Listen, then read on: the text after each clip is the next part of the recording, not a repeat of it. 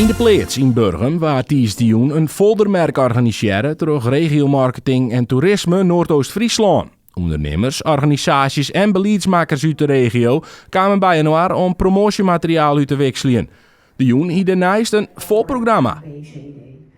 Over deze ontwikkeling of over. We hebben onze ondernemers even bijgepraat. Dus dat ze weer weten wat is er eigenlijk allemaal te doen. Welke organisaties kunnen mij verder helpen. Wat doet RMT zelf? Want wij zorgen voor de regiopromotie.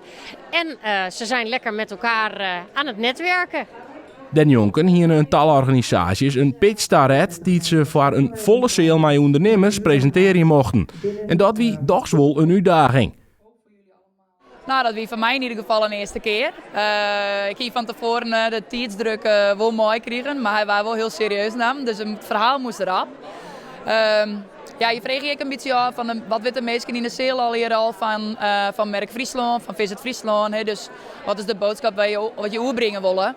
Nevens vrouw Lettinga is het wichtig dat zulke joen organiseren worden. Nou, Sanjoen verbindt enorm natuurlijk.